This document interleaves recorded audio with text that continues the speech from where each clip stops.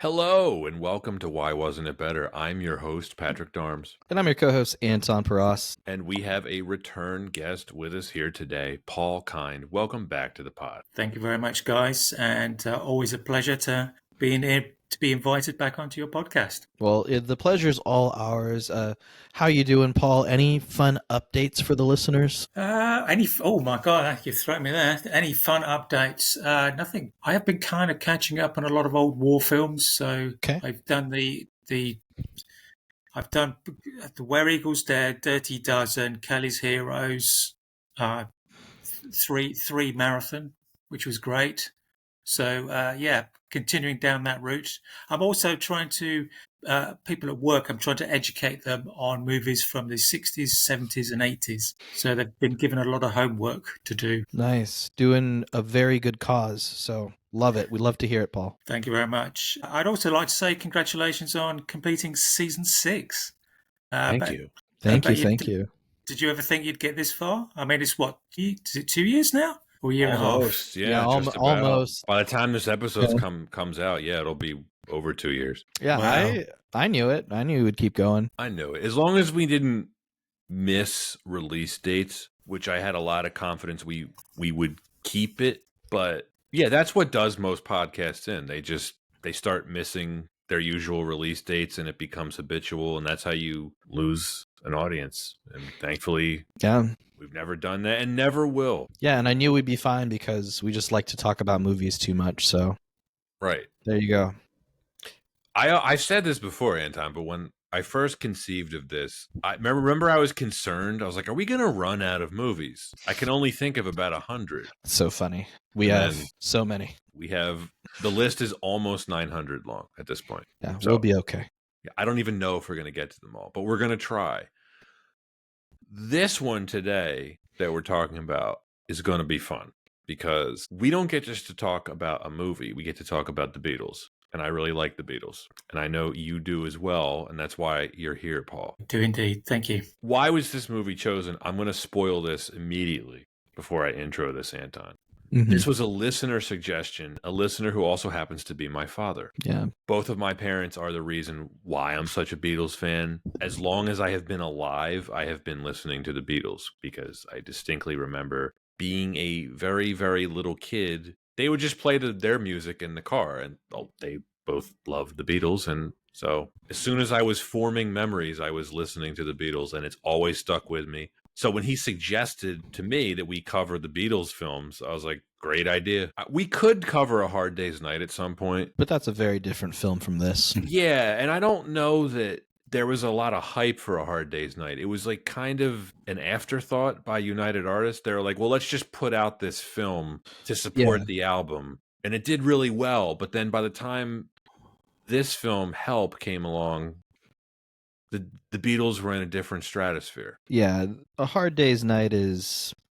An awesome movie. It's an awesome movie. I think a fun movie to analyze because of its influence and how ahead of its time it was. This movie was also a little ahead of its time in some aspects. It's also a very different movie. It's very different. I'll intro this before we can actually, because we were about to really get going there. So in the follow-up to their successful debut film, A Hard Day's Night, the Beatles once again offer up a melding of songs and slapstick. After Ringo stumbles upon a valuable gem in the form of a ring, the band starts getting harassed by a crazy religious cult. To escape their sudden stalkers, the boys hit the road. As John, Paul, George, and Ringo travel the globe, they perform a mix of musical numbers. Help was released on July 29th, 1965 by United Artists, directed by Richard Lester, screenplay by Mark Bem and Charles Wood, starring John Lennon, Paul McCartney, George Harrison, Ringo Starr, Eleanor Braun, Leo McKern, John Bluthel, Roy Kinnear, Victor Spinetti, and Patrick Cargill. The budget was $1.5 million. That is $15 million adjusted for inflation.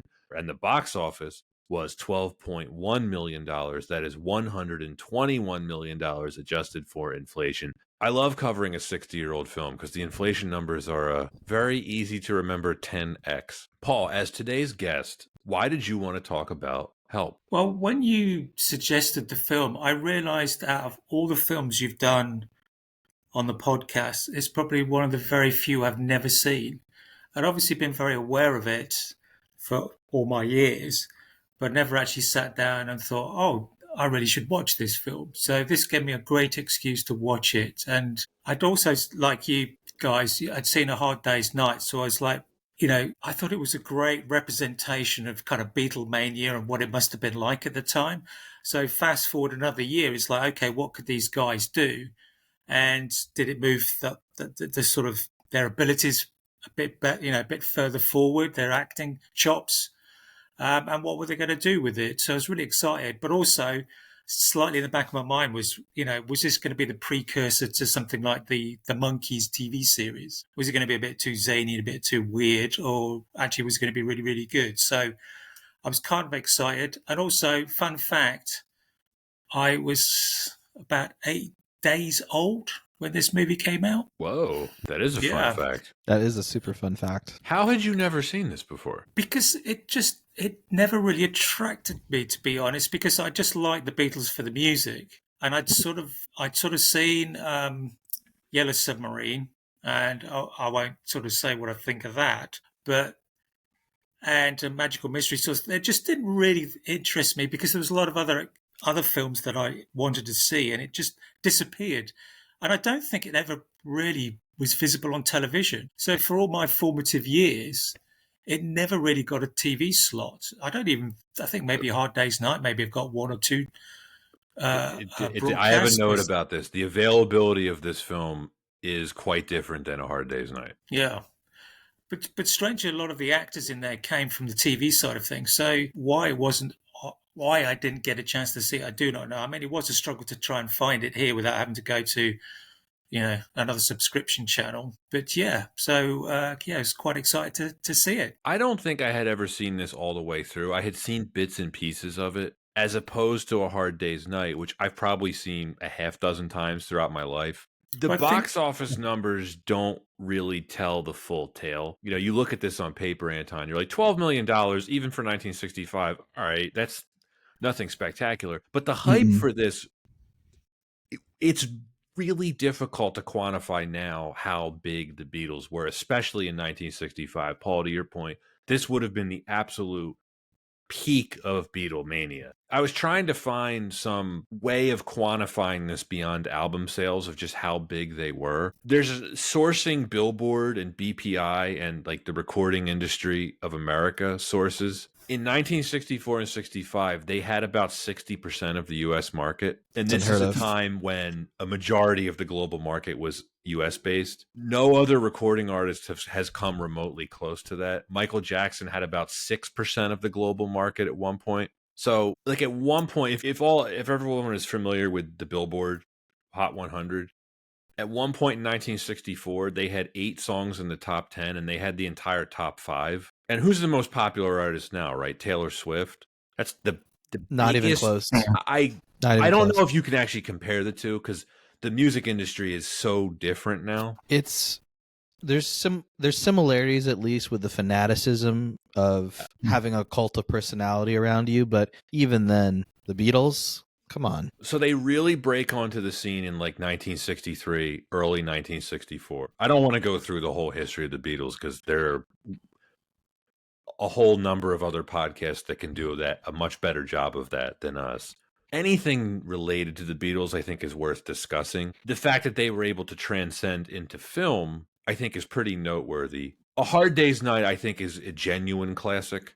I think holds up in terms of like being remembered as a true bona fide movie classic. This film's not, which we'll get into. So while we're talking about that, I was thinking, what other films can you recall that you've enjoyed that features a band or a specific musician?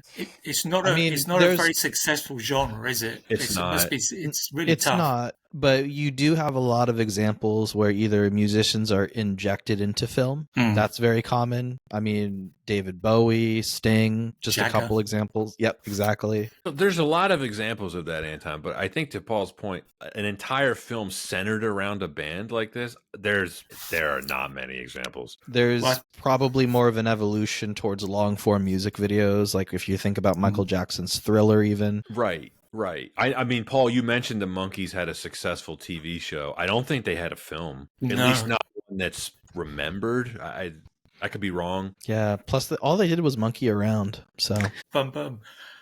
Well, I asked ChatGPT to see what they could come up with, and they came up with Rock Around the Clock 1956 with Bill Haley and the Comets, Nobody remembers that though. Jailhouse Rock, Elvis Presley.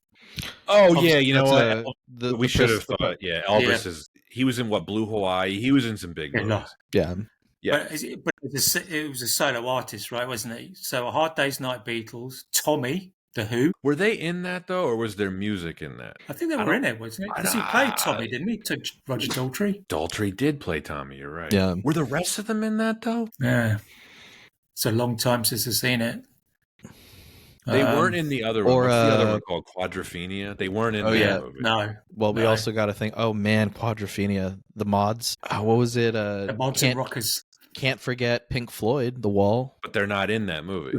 No, they're not. But heavily featured. They are. We're covering that movie, Anton. That's going to be a trip. Could you invite me to that It one? would be so interesting. Heavy metal.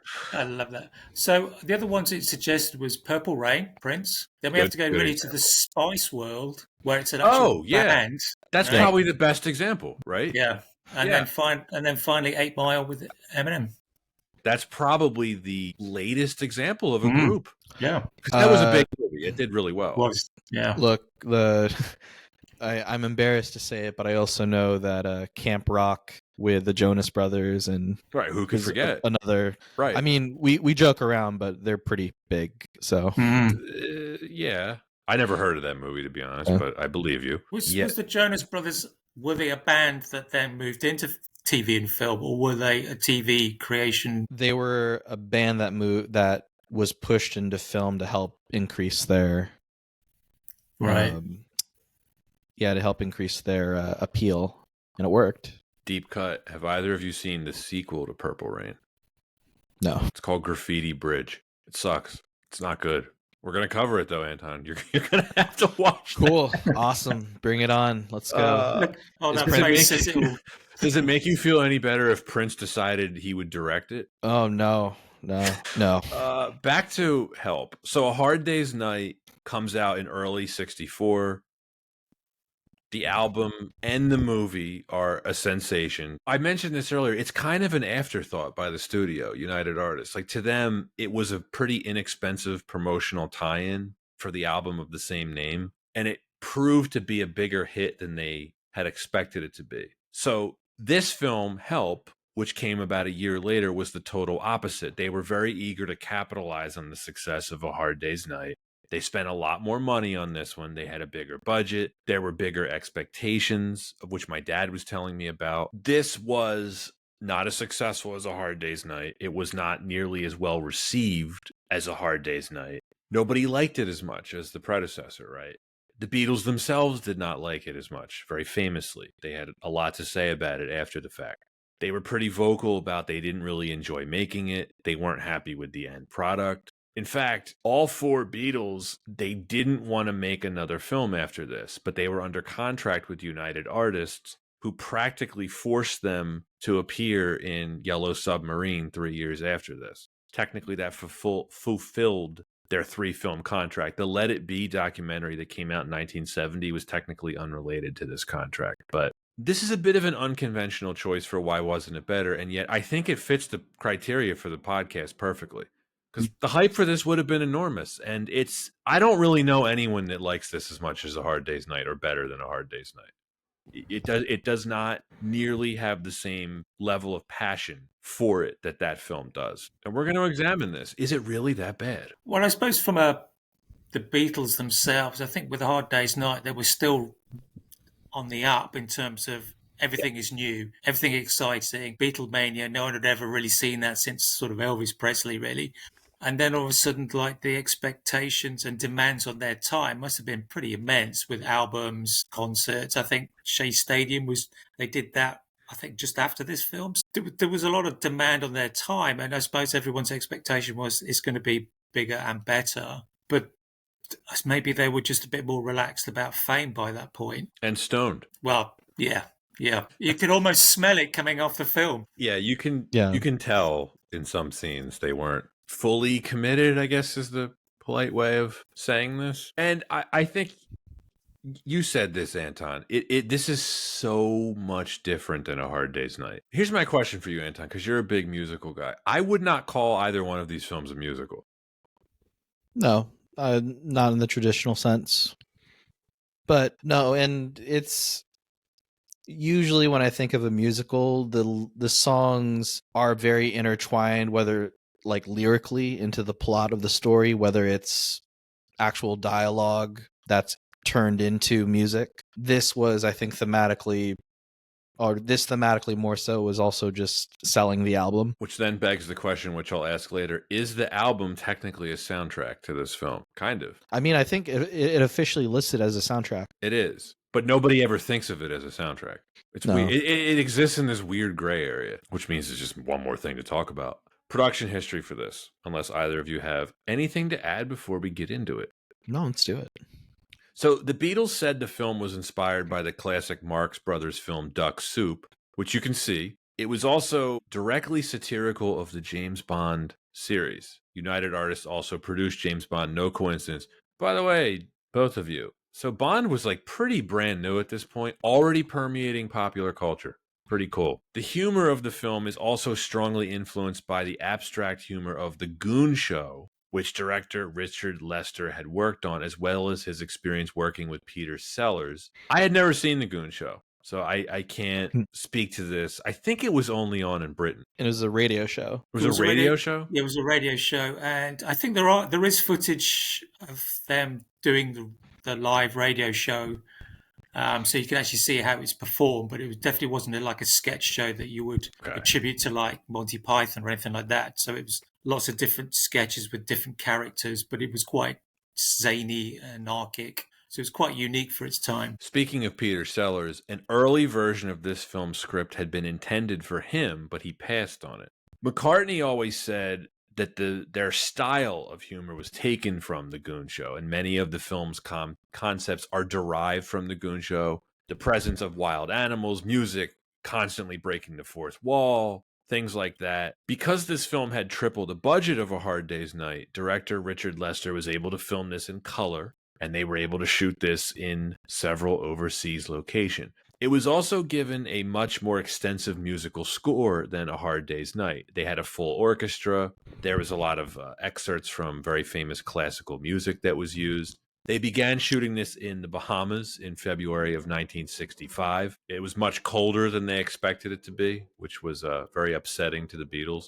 And one of the reasons that they filmed in the Bahamas is the Beatles just wanted to go there, which is kind of cool. Twickenham Film Studios is where the interiors were shot. That is in location in London, of course. Salisbury Plain, the Austrian Alps, New Providence Island in the Bahamas, and Paradise Island in the Bahamas are the specific locations. According to the Beatles anthology, during the restaurant sequence filmed in early April, George Harrison began to discover Indian-style music, which would become a key element in future songs such as Norwegian Wood. And if you know anything about George Harrison, this would be a major influence on him for the rest of his life. So I thought that was pretty cool. This is where he got introduced to it. Filming ended in April. Among the working titles were The Beatles Phase 2 and Beatles 2, before Starr, Ringo Starr that is, future husband of Barbara Bach, suggested 8 Arms to Hold You, which they actually announced this as the official title of the film in March 1965. But by April,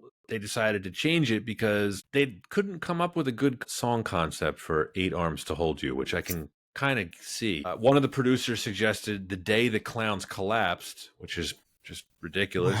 Wow. Help was settled on as the film's title because Lennon had already written the song by that point. So I think that was a pretty easy choice. Here's a bit of trivia for you. Help is the only Beatles album to feature songs entirely by Lennon and McCartney.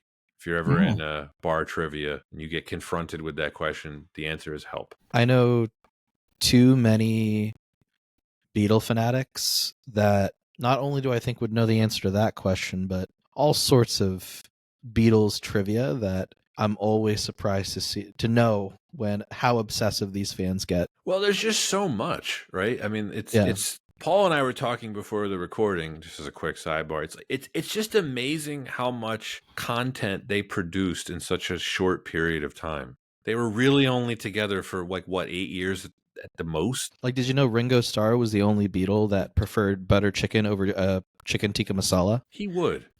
I always suspected that about Ringo. I mean, personally. But Anton, you asked me how old they were at this film. Mm-hmm.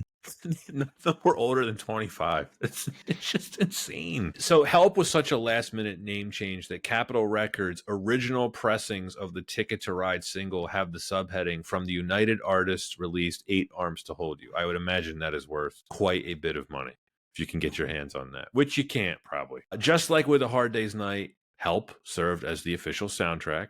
It was released a week ahead of the album in the UK, while it would not be released into the States until a week after the album. It got mixed reviews at the time, but to date, it has a very strong 89% Rotten Tomatoes score. And as we revealed, it made 10 times its budget at the box office. So this was a huge success for United Artists and Apple Corp. That's the production history for Help. Let's talk why wasn't it better. We can start with the plot, if you even want to call it a plot. It's a pretty basic plot. It's fair, yes. Yeah, a lot of weird things happen, but it's not too hard to follow along sometimes. No, it's not. But Anton, to come back to your point, this is so different than A Hard Day's Night. And I think a lot of the reason that people gravitate towards that film, that is basically like a mockumentary, right? It's just following the band around London for 36 hours. It's minimalist, it's charming, it's following their natural charisma. If someone ever asks you, like,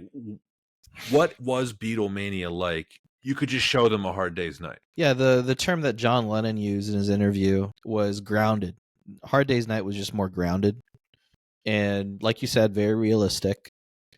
Whereas this was like you're getting tabs of acid every 30 minutes. It is more convoluted. The strange thing for me is when you compare the two, I would say that the Hard Day's Night is far more scripted, or appears to be far more scripted and constructed and directed and shot than Help is. Help just seemed to be a sort of improvisational film of like, okay, this is the premise. Ringo's got a ring. They're trying to get the ring. And then we just repeat how they're going to try and get the ring. And that is essentially it. And then it just came up with different instances of them trying to get the ring.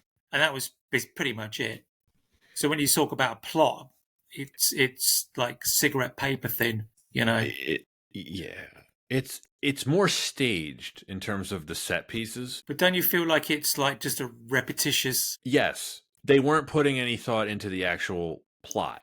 Just like, where can we put them in these goofy locations and just put them in goofy situations? Yeah. Funny you mentioned scripted, Paul. I don't know if you knew this. A Hard Day's Night was nominated for an Academy Award for screenplay. So not a coincidence, I think. Yeah.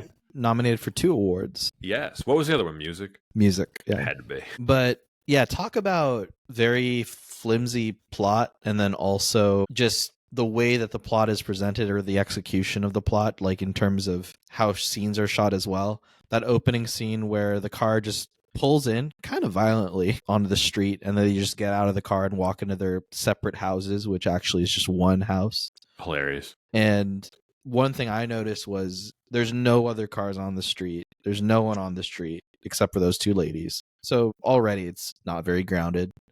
And you really don't get a sense of how famous the Beatles are at this point. It's just really more about a story of a day in the life of the Beatles. Correct me if I'm wrong. In A Hard Day's Night, I think there were literally parts of the film where they were just filming them walking around London, right? And I think by this point, there's just no way they could have done that. No, there's no way that they would actually show their addresses or how easily they can go into their homes without people just outside with signs begging them to come out. I don't want to be too hard on this film's plot because it is not meant to be taken seriously. So I know we try to treat every film equally, Anton. With this plot, though, I mean, the film is not asking you to take it seriously, which is why I'm a little bit more forgiving here. Well, I think that you're totally right. I think that more so this was also a very specific vision to lean on a very absurdist take on all of everything that's going on. The film predates Monty Python, but Paul, I'm sure you'll agree with me. There is such a quality to, or such an appreciation in the British humor sphere for like this absurd kind of humor. Absolutely. I mean, we effectively forged that kind of humor to the world, really.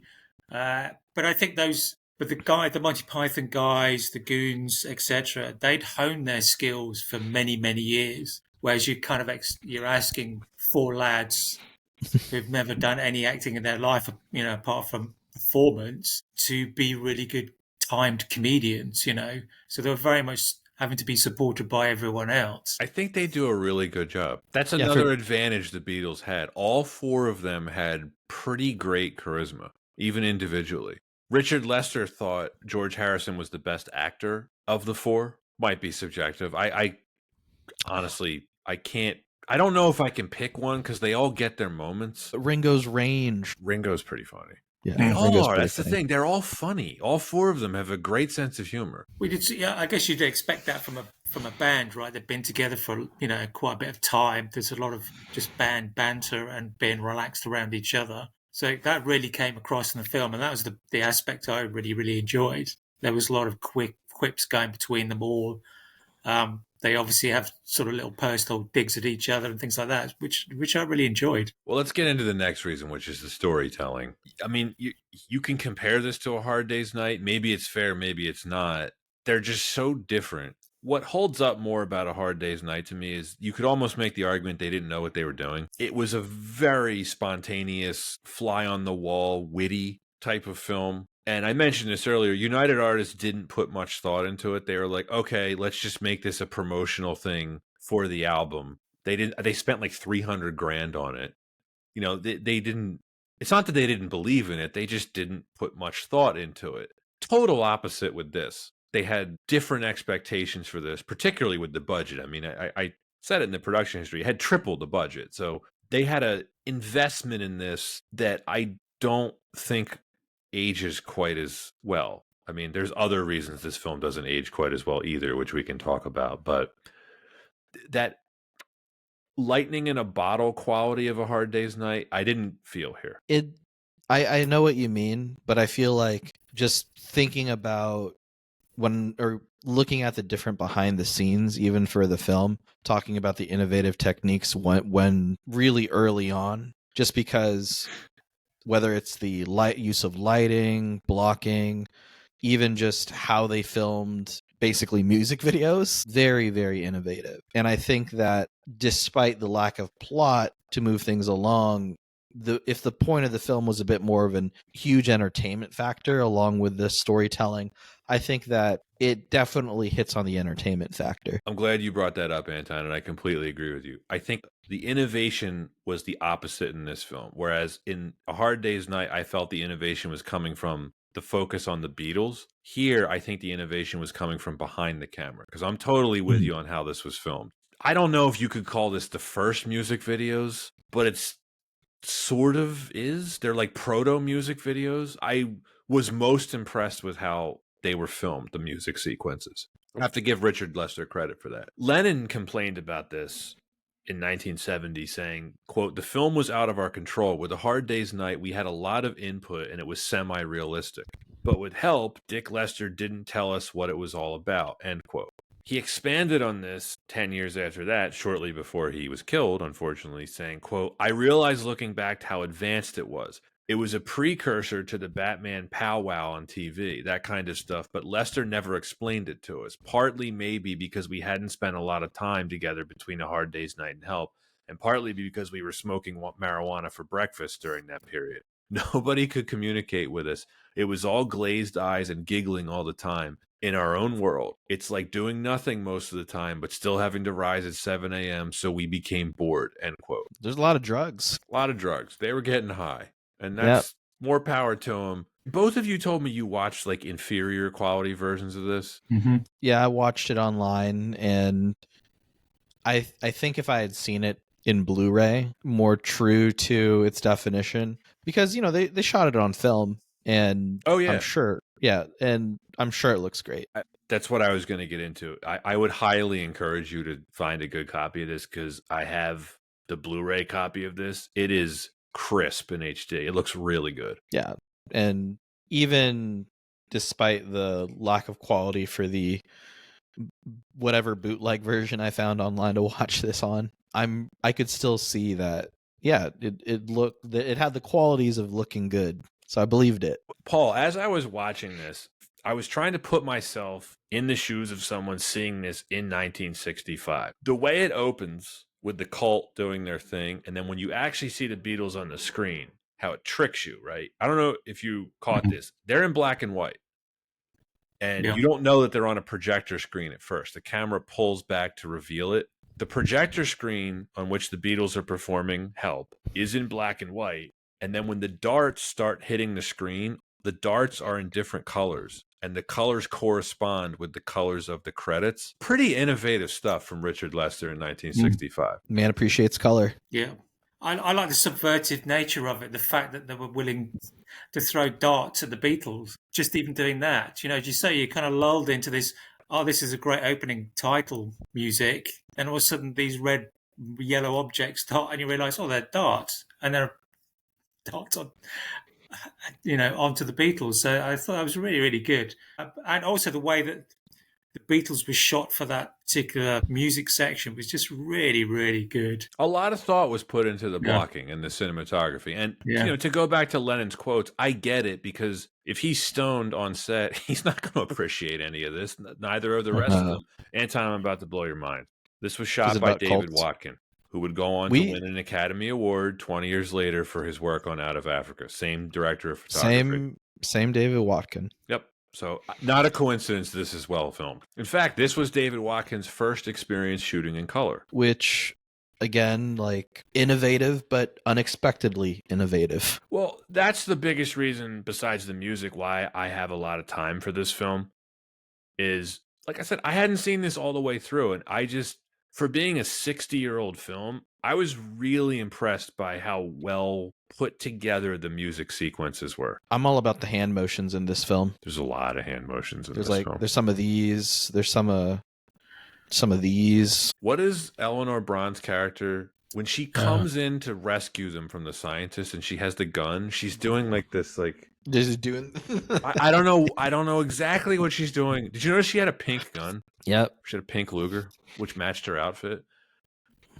Stylish. It's just so cool. They were like, we're going to shoot this in color and we're really going to take advantage of the color. It might not make sense logically to everything, but we're going to use the color. We caught a few things that were for the advantage of the film, but then also, well, I guess thematically it didn't make sense color-wise. Talking about brownface? Just a little bit. Okay. But before we go into that little topic, I just want to go back to your comment about the reference to the Batman TV series. You could really draw a line from that to that TV series and the kind of comic, over-the-top nature, bright colors, the zany humor. Yeah. It preceded it by a year. Is this film more influential than it's given credit for? I would say so. I think that, especially from being a big fan of like Monty Python and that style of humor, that almost seems like a given how influential this film is. But then even in regards to film and the use of color or directing music videos, the Beatles are on par with in terms of their influence around media. That's fair. Yeah. Maybe I'm overthinking this, but I had the same thought, Anton. Like, watching this the other night, I'm like, man, they were really ripping off Monty Python. And I looked it up. I'm like, no, Monty Python was years after this. Like that whole intermission. Yes. Where they're just like yo-yoing. It's like a 10-second intermission, right? Yeah. The James Bond spoof is pretty good. There's a couple moments. I mean, they use the theme. They obviously got it for free because it's a United Artists picture. And I know Bond scores well enough. This was not even an interpolation. This was directly lifted from the Goldfinger score. That must be a fun feeling, just pointing in the library of records. Like, can we use that? Like, we own it. Yeah, go for it. Don't even have to pay for it. Go for it. I said this before. It is cool how, Bond, by this point, this is almost 6 months before Thunderball. So only 3 films, and it was already being referenced by other films. That's how big Bond was at this time. I mean, Bond was huge. I mean, probably similar to like this film, but Dr. No just changed so many things. The way title sequences work, the styling, the iconic, all those things that you've talked before about. So it's no surprise that it gets referenced in something like this. And then by the time Goldfinger came out in late 1964, that made the equivalent of $1 billion today. So, yeah, it made over $100 million in '64, which is just enormous. Was it you, Anton? You mentioned their shared flat. It's awesome. I just start laughing when they walk in. It's almost like the kind of house that the main characters have in like kid shows, Yeah. where or like cartoon out of nowhere, like just an organ piano is coming out of the ground. Also, just the film moves really quickly, where they have, I forget what they're called at their place, where you can lift up the little glass divider to grab food. It's like a vending machine almost, right? Yeah, but there was a specific Was that style. in people's houses? I don't think so. I think maybe it was just a rich thing. Because I kind of want it in my house now. You can just have Sam. He has like a soda machine in there too. But then like he also just reacted not in a way that a normal person wouldn't to getting bit on the hand. What did he say? I thought it was a sandwich. Well, Anton, did you spot the comics that McCartney had on his organ? No, I didn't catch that detail. All right, I was saving this for you. He has you can look them up. They're of course referenced, just like everything the Beatles are involved in. It's a bunch of Superman comics. Very cool. Yeah. But yeah, it comes up out of the floor. George has the grass carpet with a gardener who just lives in there. Who just uses those dentures. Comedy teeth, yeah. Yes. Yeah. I might try and do that next week. And then John has the library on shelves, and he sleeps in the floor with more books. Great touch. And then he does the whole thing with the phone. Yeah. He just keeps dialing the number. Well, that cracked me up how they kept calling each other. Go ahead. I would say this is the part of the film where there's an element to what can we do that'll be funny and visually appealing. No, and let's just fill up a minute or two with this. And we'll build the set pieces. What I feel like they even may have been, what do you think will look good interaction wise? And we'll instill that into the scene. Because you see that a bit here. And another scene that comes to, other scenes that come to mind as well, is just actually the whole movie, but just kind of how off the wall it feels like when it comes to having them together with their chemistry, but just these very unique set pieces. Real thought was put into it. This was not just slapped together. It's clear they put a lot of planning into this. So they're flats, Paul. I don't know if I'm pronouncing this right. Ailsa Avenue in Twickenham. Mm-hmm. Is that a good area? Twickenham, yeah. Very pricey. Very, very pricey.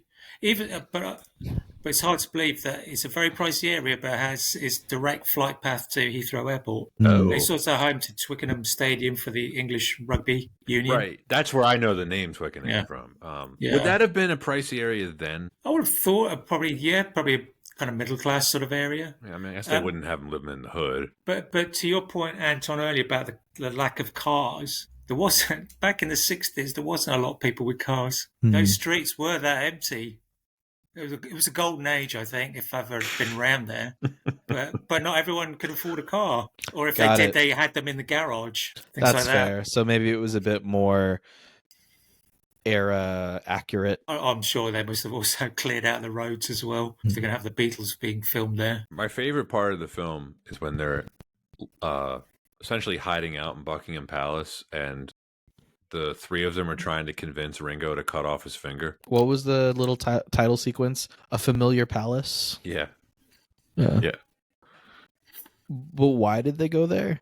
The Scotland Yard superintendent, I think, suggested to them as a safe location. I think was this after the military attack in the field with the tanks and everything? I think it was right after that. Was it? It was either right after that or before it. I think it was right before it. Okay. I like when he calls, "Hello, we're going to need protection." But it's interesting because that inspector character is so stereotypical of that kind of upper class authority figure that's always associated with commissioners and that kind of level that would permeate the 60s and 70s. I like when Lennon asks him, the Great Train Robbery, how's that going for you? Yeah, didn't one of them escape or something from a prison just before the film? It would have been right around there. Yeah. There's great slapstick humor throughout. It's just weird. I no spoilers here.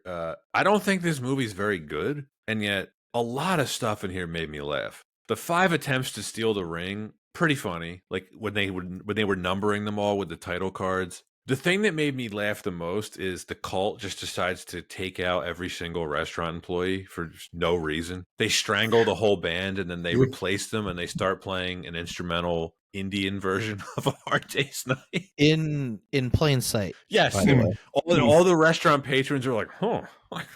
Like, yeah, everyone's like, we saw that. Or the chef just getting his head shoved into the pot. But that's more Monty Python stuff. It's so goofy, but you can't help but laugh. 100%. Or the scenes where they're in the Alps and they're playing curling, and he replaces one of the stones with the bomb on it. Those are the scientists, right? Yeah. Got smoke coming off it. And it seemed like a massive build-up to very little payoff, apart from that hole in the ice, and then a fiendish thingy. The whole bit on the boat where they need to sharpen the scalpel. Oh, then the power goes out. Yeah, like it's just so Monty Python. Just give me 5 minutes.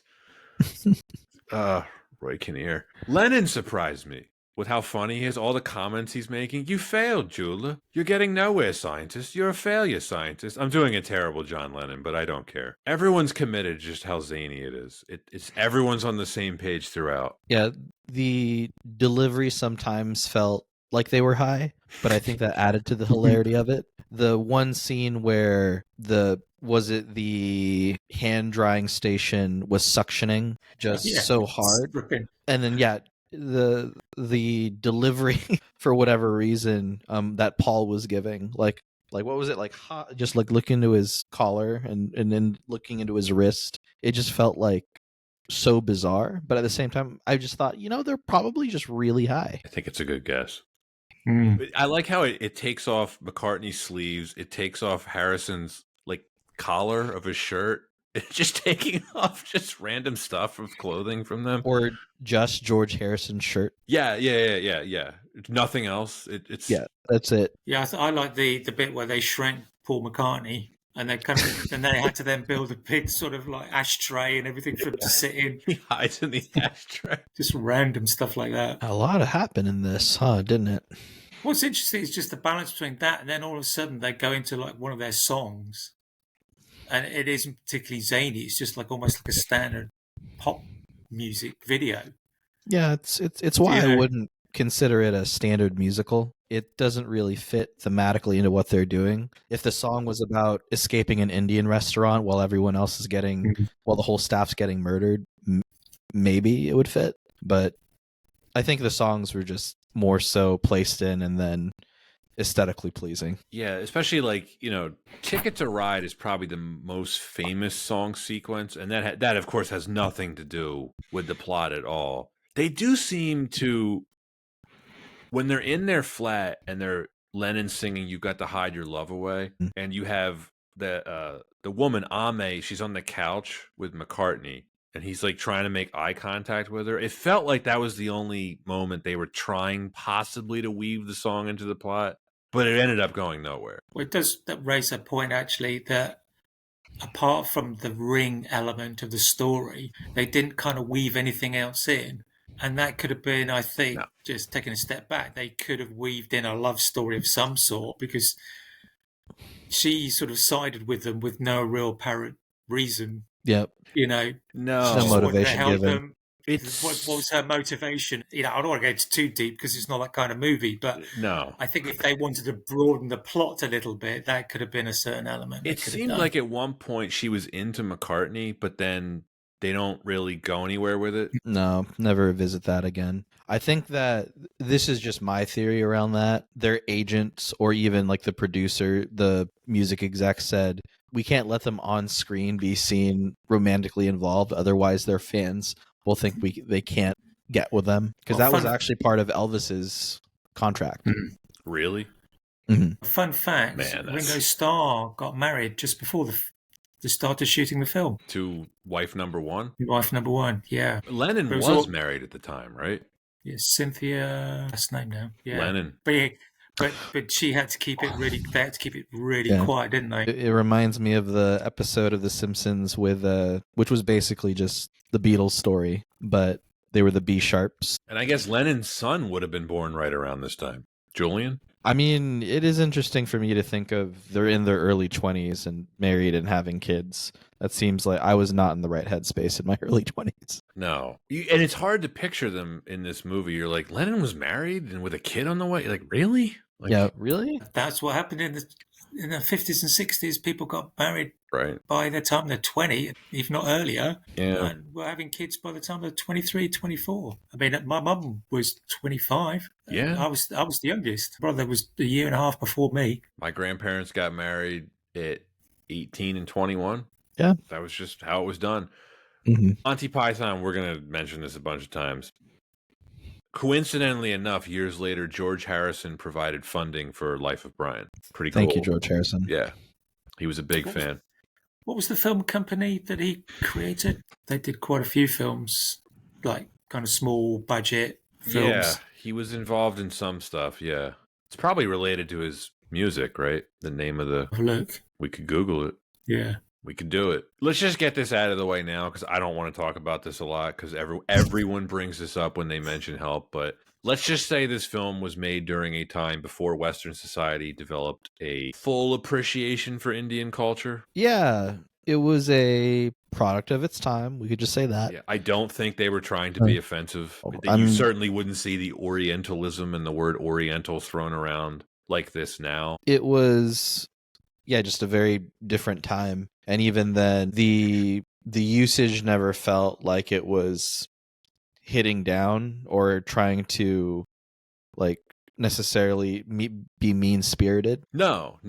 That's why I don't want to be too harsh on this. Because on the flip side, a very positive thing to be, the Beatles are rightfully credited with bringing Indian music to Western society. With, I think, on their next album, Rubber Soul or Revolver, maybe, Paul. Maybe you know better than I do, but they had a big part of that. Yeah, and props to Ravi Shankar and all of the influence, a lot of that huge influence on their music. But still, still something to kind of shake your head at a little bit with this film. Yeah, I mean, just to add to it, I think it is a product of its time, and it was, I would say, pretty standard practice that if you wanted to represent other nationalities and you didn't have well-known people to do that, you brown face, black face, whatever you needed to do, that's what they did. And there was no sense that there was anything wrong with that. Now, obviously, times have changed. And, like you said, Pat, I don't think there's anything that they did to disparage those particular nations they were representing, but it does jar in today's sensibilities for sure. Worth pointing out for sure. Anton, is this the same cult from Temple of Doom? Theoretically, yes. Kali and all that. Khalili? They keep calling it Khalili for some reason. Leo McKern plays the head of the cult named Clang, wearing brown face. I've seen his other stuff. I really thought he had a very funny performance. He's very funny. He's playing it well. I think, what's the term? He understood the assignment. Yeah. He's not really threatening at all. No, that whole crew is very non-threatening. This is a film of non-threatening cult for non-threatening cool boys. Yeah. That's what I felt like. I think we would use the word bumbling. Yes. Yeah. Yes. I really liked the banter and the chemistry between him and his lieutenant, who's I can't remember the character's name, but he's played by John Bluthal. When he keeps saying this is so. Yes. Did you catch? There's a really funny line right in the very, very opening of the film where they're trying to find the ring, and Bluthal just goes really quietly. He's like, "Has anyone checked the wash basin?" Probably my favorite line out of all of it. There's just all these tiny little lines in the movie that make me laugh. I think the standout for me though is Eleanor Braun. Eleanor Braun, I should say, is Ame. Yeah, she's brown face, just a little bit. Just a little bit. Just a little bit. But I think that she definitely was the most capable. What is it, double agent essentially? Yeah, she keeps trying to help them. I actually like the fact that they don't explain her motivations, because it's not that kind of movie. We didn't need a backstory. Yeah, I think there's probably just enough justification that we can come up with our head just for it to be believable. Yes. The other funniest bit in the film for me is, again, really quick, the girl that they were going to sacrifice in the very beginning is her sister. Mm-hmm. And then there's a really, really quick cutaway again earlier in the film where her sister is in a bathtub with their mother, and her mother is washing off the red paint. And for whatever reason, her mother has a Cockney accent, and she's like talking about that coal. Oh, it's so funny.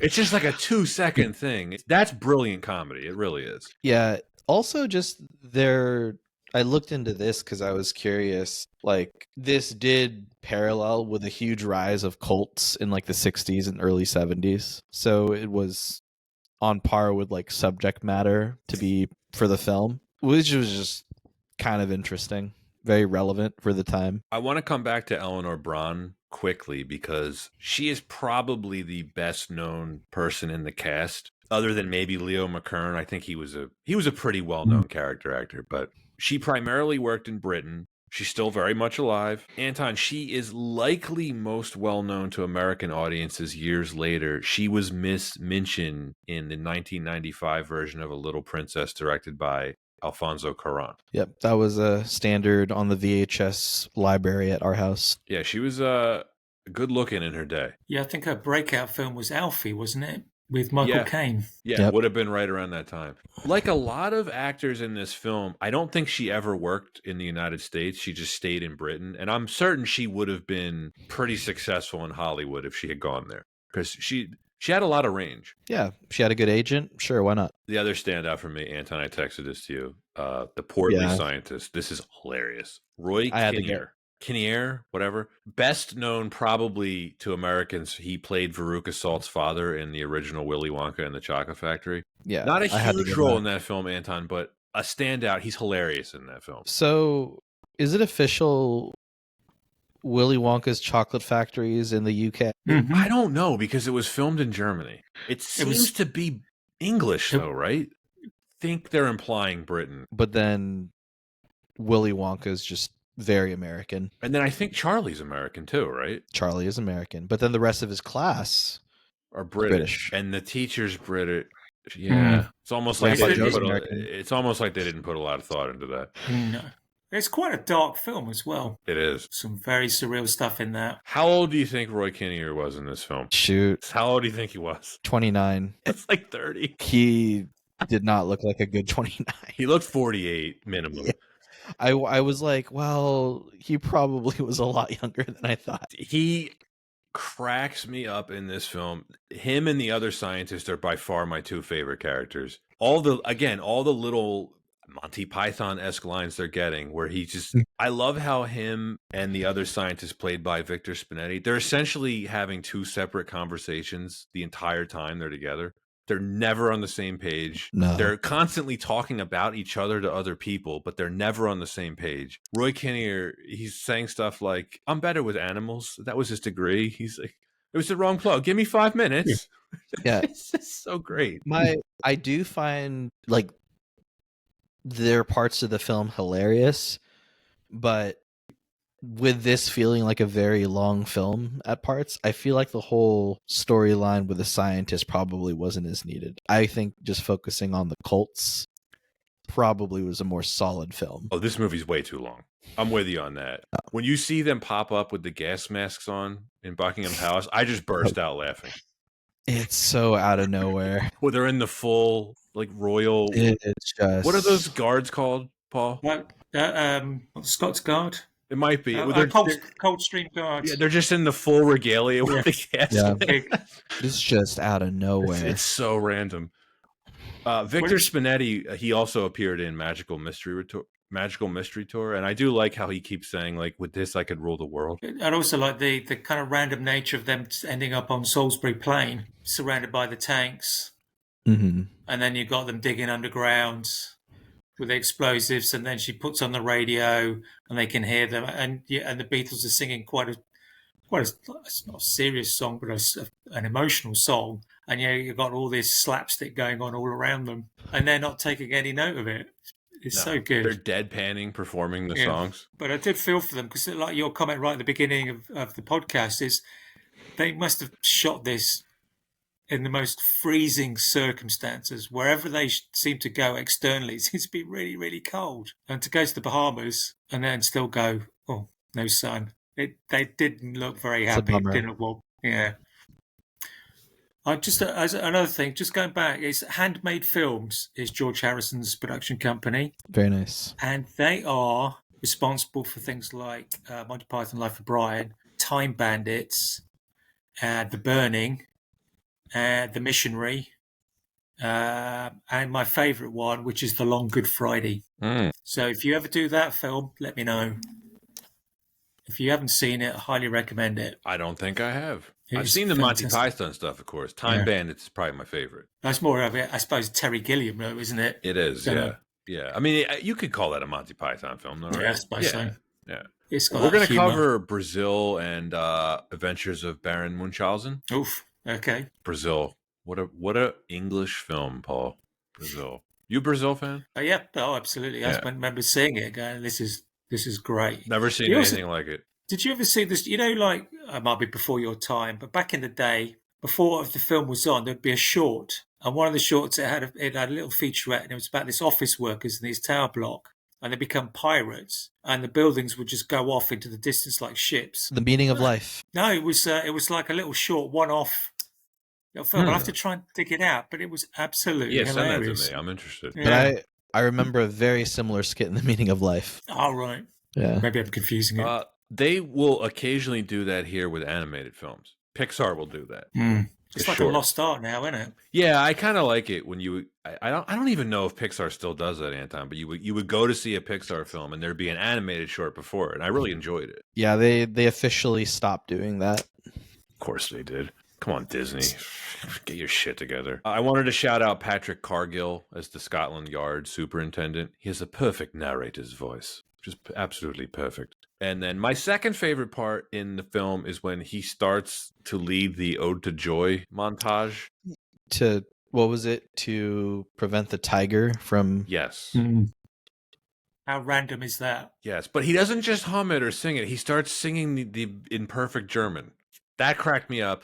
And then, Paul, you know what I'm going to say. Shout out to the 1962 FA Cup final in which Tottenham Hotspur beat Burnley 3-1 at Wembley Stadium. You see the crowd footage from that match in this film very briefly during the Ode to Joy montage. Yeah, meant to be. I think it was last weekend I was at a baby shower and I was seated at the same table as two very hardcore Spurs fans. Love it. Fun fact for you, there was over 100,000 fans at that stadium because they could stand.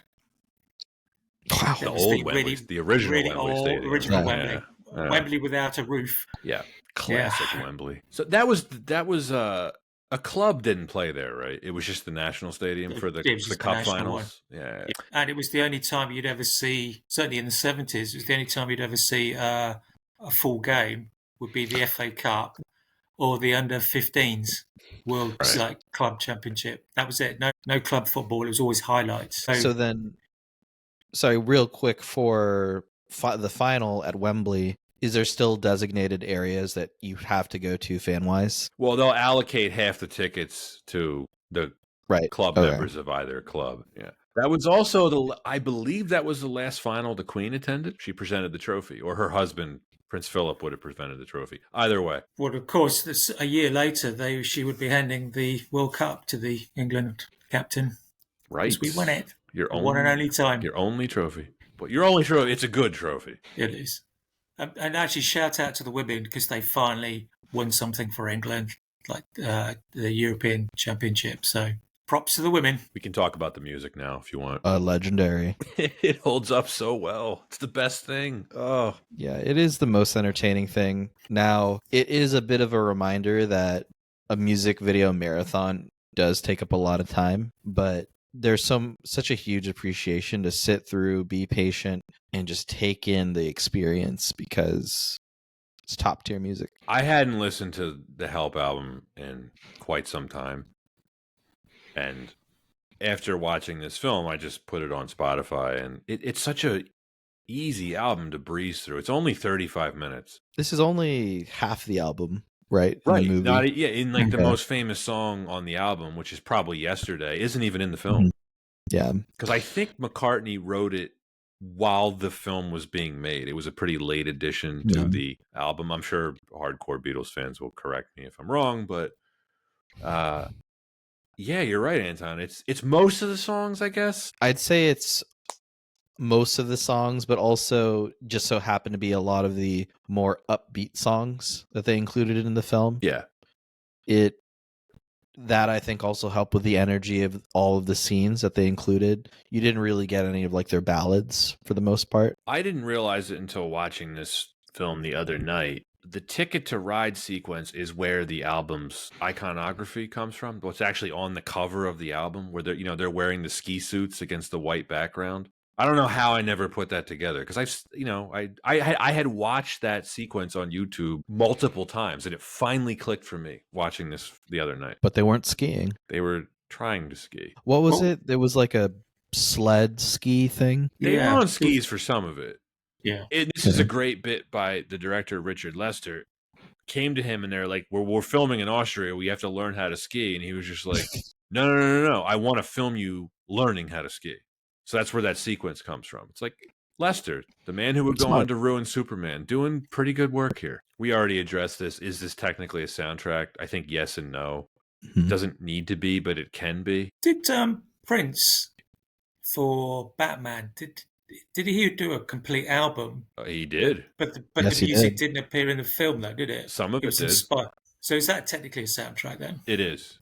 Yeah. Right. Yes, Batman was one of the first films released that had a score and a soundtrack released separately for it. The Batman Forever Prince soundtrack. Batman Forever? Wait till we get to Batman Forever, Anton. We're going to be doing that episode soon. That is an awesome soundtrack. That Seal song that was all over the radio in the 90s. Kiss from a Rose. The U2 song. I like the U2 one. U2 one. Thought it was good. Hold Me, Thrill Me, Kiss Me, Kill Me. Yeah, it's an awesome song. Oh, Batman Forever. We're going to have a lot to say about that film, Anton, I think. Yeah, it is. There is a lot with that film. I'm a defender of it. I will die on the hill of defending Batman Forever. I don't think it's nearly as bad as people say. Who do you like more, Jim Carrey or Tommy Lee Jones? Jim Carrey, not even close. Okay. You're prepared to die on a hill for that one? Yes, I like that movie. I do. Oh, wow. Wow. Okay.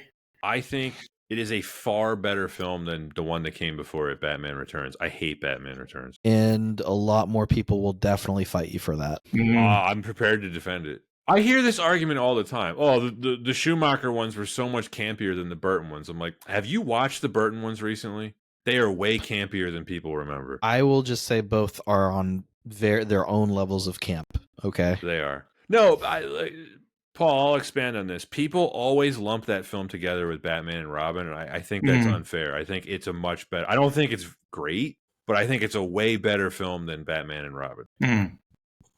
Yeah, okay. I just think it suffers from the classic too many baddies and not giving enough time to the individuals to really shine out. But that's just me. I didn't say it was great. Yeah. I have an affinity for it. It was my first in-theater Batman.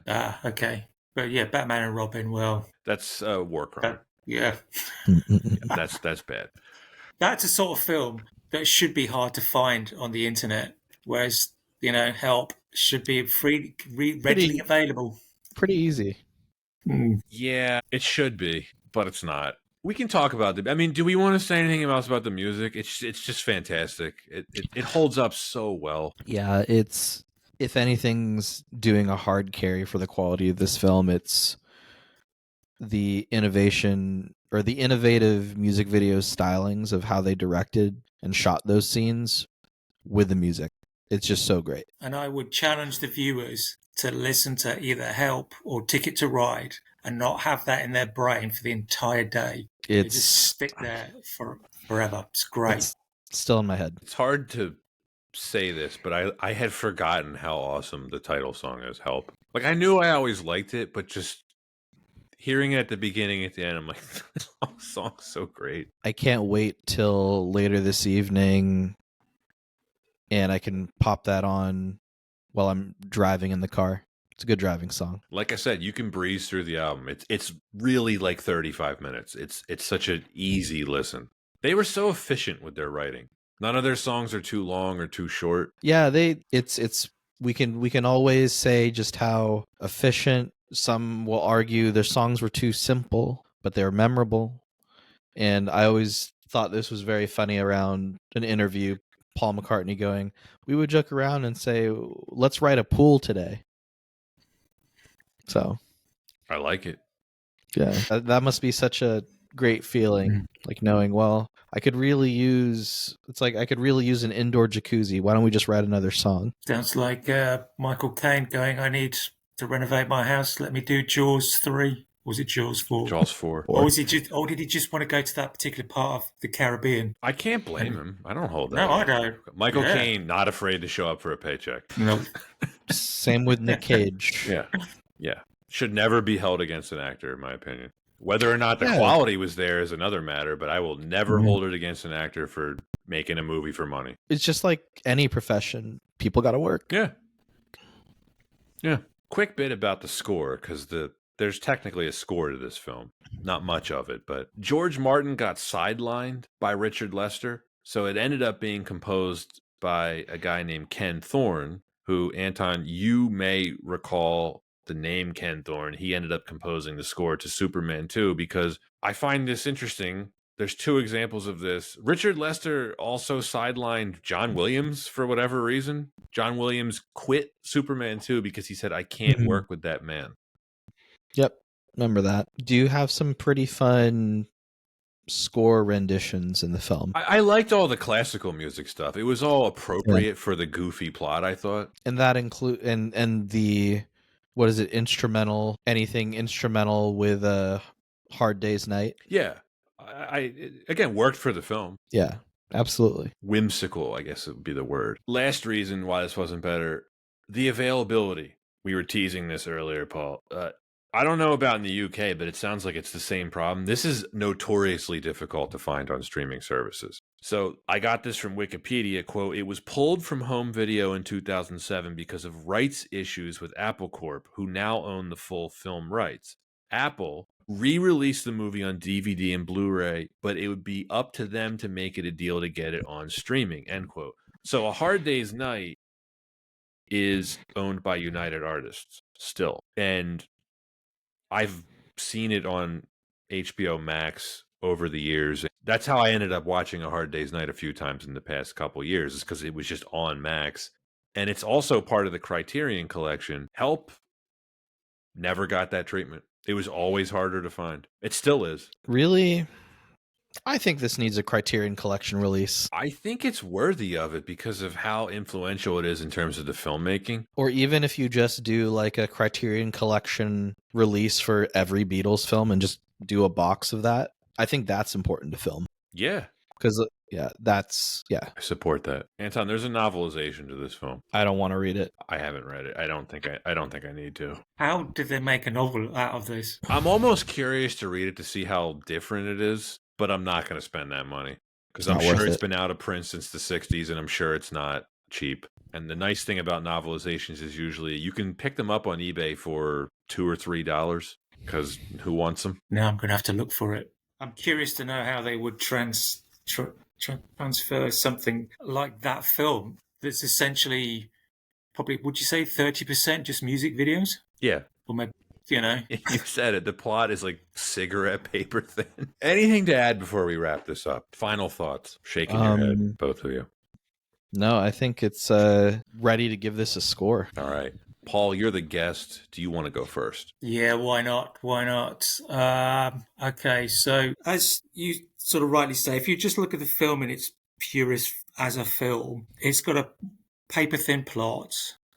It's basically sketches between different music videos. It is definitely a film of its time, but that adds to what I like about it. It is quite zany. The fact is you get to see the Beatles playing out characters at the height of their fame.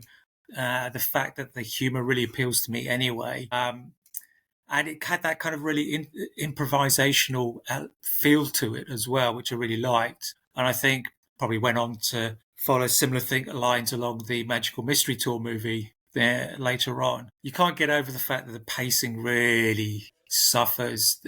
I think because of the lack of plot, it could possibly easily be condensed by 30 minutes. But when you're looking at the Beatles, you're looking at the great music. It's just a fabulous timepiece. And I'm not sure whether I'd ever go back to it in a rush, but I highly recommend everyone to go and watch it at least once because of the nature of its time.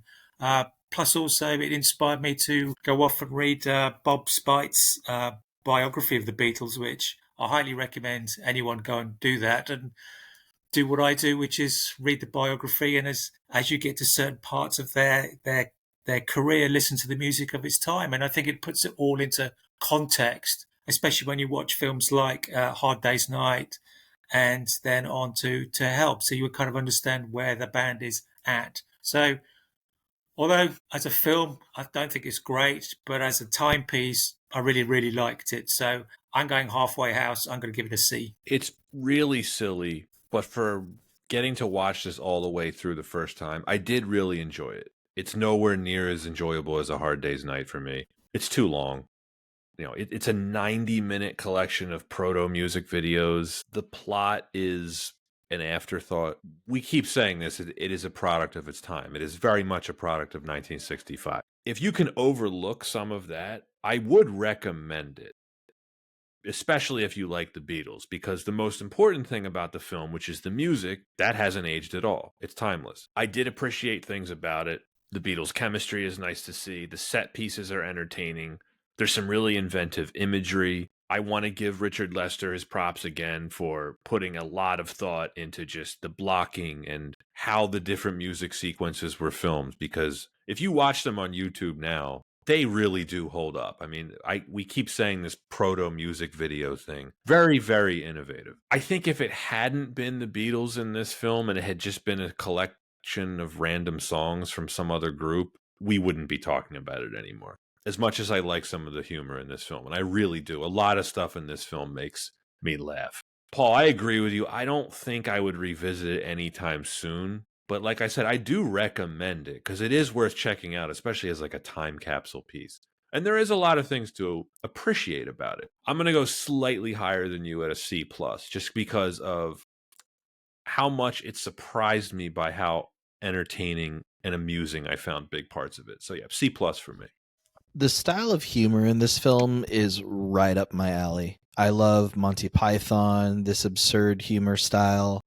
And that bias aside, I feel like it's just so funny how, while the studio wanted to, again, create lightning in a bottle as they had with A Hard Day's Night, they couldn't recreate it, but they ended up creating their own separate lightning in a bottle, in that this was so innovative for all those reasons that we've already gone over, whether it's the influence on music videos, influence on film, lighting, photography, and usage of color very early on with the 1960s. So there's so much to appreciate with this film. While the plot may not hold up very strongly, I do recognize that is just part of the charm of a film like this, where it really is just interconnected music videos. And I think that what really stands the test of time and will always be the strongest quality of the film is the music. And that being a very strong element of the film, I do have to really weigh it, strongly towards that. And it's just a very unique film, a very out there film. And despite its flaws and runtime, I could see myself visiting this again. And I definitely want to recommend it because it is bonkers. And there's not enough films about there's not enough films about cults nowadays. So I hope maybe we can get a bit of a resurgence after having more listeners listen to Help. So yeah, I'm right there with you, Pat. This is a C+ for me. Well, that is it for Help. Paul, as always, it's been fun. This was a different film, I think. It was, and and thank you, for inviting me, because I don't think I probably would have ever watched it, to be honest. But now I have, and it's got me right back into the Beatles. So thank you both of you for doing that for me. I've been listening to the Beatles nonstop since I watched this the other day. You're quite welcome. Yeah, same. Listening to a lot of Beatles. Do we have any favorite albums? I actually don't have a favorite album. There's no one album that I actually put above all the others. Every time I think I like Sgt. Pepper the best, I rediscover Help or A Hard Day's Night or Revolver or Rubber Soul or The White Album or Abbey Road. So I know it's a cop-out answer for you, Anton, but I don't. It's the totality of the work for me. That's fair. No, that's totally fair. What about you, Paul? Yeah, I'm likewise. The reason is because I think I've heard so much of Beatles' work that then all of a sudden I won't, on a particular album, there'd be like a new song that I hadn't heard for a long time, and I didn't realise they actually were the originator of that song that's been covered by 2 or 3 bands that I really like. It's like, oh, okay, these guys. So it's always a bit of a discovery for me. So I'm kind of moving away from listening to an entire album. So thankfully, as you said, Pat, this is only a 33-minute album. So I prefer to kind of mix it up. So I like to just put it on Spotify and then mix, and then whatever it produces, I really like. Yeah, no, I think very similarly, but I know which albums I always gravitate to. I really love Sgt. Pepper's, that era. Like I really like Magical Mystery Tour, but of course, like listening to Help and then listening to all these songs, I'm just have them on repeat. And I think that is just one of the amazing qualities of the Beatles is they have just such a expansive library, and I think it's also because their sound just kept evolving. And in such a short period of time. It's like they did 50 years worth of music in 8. That's what it feels like. Well, Anton, next week's episode I think is going to be War of the Worlds. Oh, right. That's the Tom Cruise War of the Worlds for all you listeners. Can't believe you're not covering the 1950s War of the Worlds. I mean, we might. There's no reason why we can't. It's the 20th anniversary of the Tom Cruise, Steven Spielberg one, which is why. Yeah. Well, that'll be a great time. I know that we'll have some fun with that one. But we will. Paul, thank you so much for joining us again today. It's always a pleasure having you on the show. Guys, thank you for my invitation. And again, props to you guys for doing your 6 seasons and on to the 7th. Amazing. Keep up the good work. Thank you, sir. Thank you. As always, if you are listening on Spotify or Apple Podcasts, please give us a follow and a 5-star review. Be sure to check out our YouTube channel as well. We have various levels of subscription there. You can find us on Instagram, Twitter, and TikTok. And for those who want to support us directly, we have a Patreon. Links are in the description. Thanks for listening, and see you next time.